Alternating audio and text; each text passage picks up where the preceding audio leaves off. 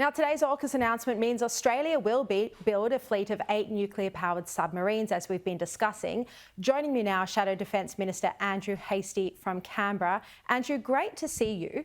Now, you wrote to Defence Minister Richard Marles in November last year to ask him to set up an AUKUS statutory committee established through the Defence Act and bounded by secrecy provisions. And this would have a mandate to ensure policy settings for AUKUS are, in a way, harmonised across government to make sure that they're apolitical and bipartisan. What is the idea here, and have you had a response from Richard Marles? Good evening, Sharri. It's great to be on your show.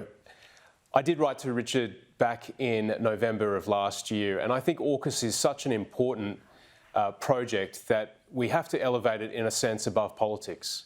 I said yesterday we are going to be in opposition. We are going to ask hard questions about timing and sequencing and the budget, but we want this to succeed.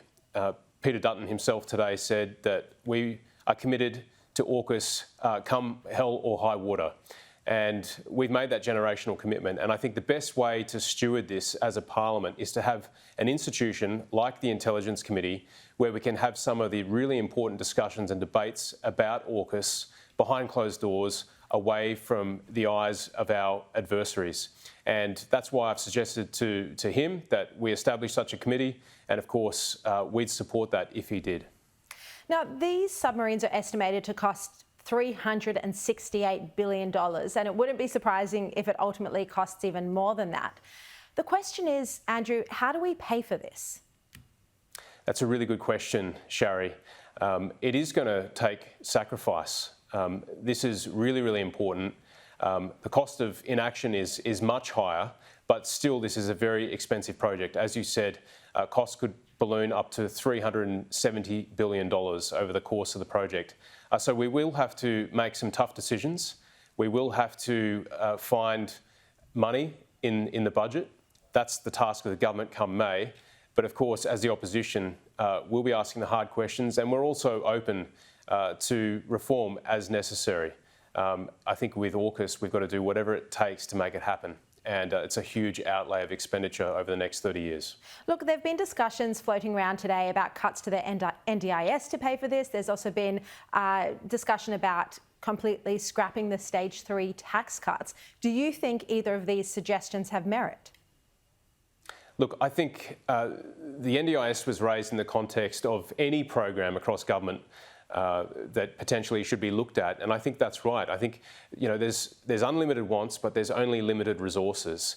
No one's advocating for specific cuts anywhere. I think what Peter Dutton is saying is that we need to have a discussion around all government programs and find efficiencies where we can, because there is always waste, and so we want to reform the bad and preserve the good. NDIS is a good program, and it helps thousands of Australians across the country.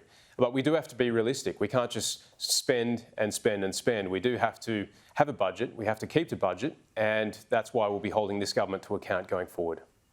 Is the timeline for these submarines, for acquiring them, too late? I mean, we're talking 10 years' time before we even get the first two. Well, Sharri, you ask a really important question.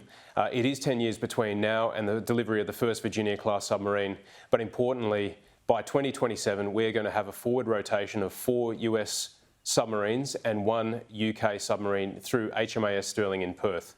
That is very, very significant, and that is to hedge against the risk of conflict over the next decade or so. There's also the DSR next month, and the government will be announcing its plan to protect Australia over the next 5 to 10 years as well. So we'll be watching closely for that. But I think it's really good news that we are going to have an increased US-UK presence in the West Coast, billions of dollars of investment into sterling. Yeah. And that rotation, as Biden said, begins this week even. Now, Andrew, I interviewed Scott Morrison a week ago, and he said that realistically, Australia will never be able to defend ourselves against China. He said the only nation on earth that actually could is the United States. If you were Defence Minister, and you're Shadow Defence Minister now, if you were Defence Minister, would you like to see Australia be able to defend ourselves? And how high would we need to increase our defence spending in order to make that happen? I think, Sharri, the most important thing is that we have always been a country that has worked with our mates in alliances. So whether it's with the UK or the US, whether it's with France, whether it's with any of the countries in our region, we always work as part of a team because we are a middle power of 26 million people. We can't do things on our own. And that's why collective security is so important to us. Now, by investing in these submarines, we're actually increasing our hard power and we'll be able to make a greater contribution as part of the team in the region. So it's really important that our neighbours understand that. We're helping them by acquiring this technology as well. Certainly we want to be able to defend ourselves, but it comes back to being a good team player and looking after your mates. So it's right that we should always need to rely on our allies, the United States and Britain? I think we should always forge relationships. I mean, I'm a parliamentarian, I do politics. I'm always building alliances and coalitions, and so too do nations, and that's how you secure yourself. That's just a fundamental part of the job.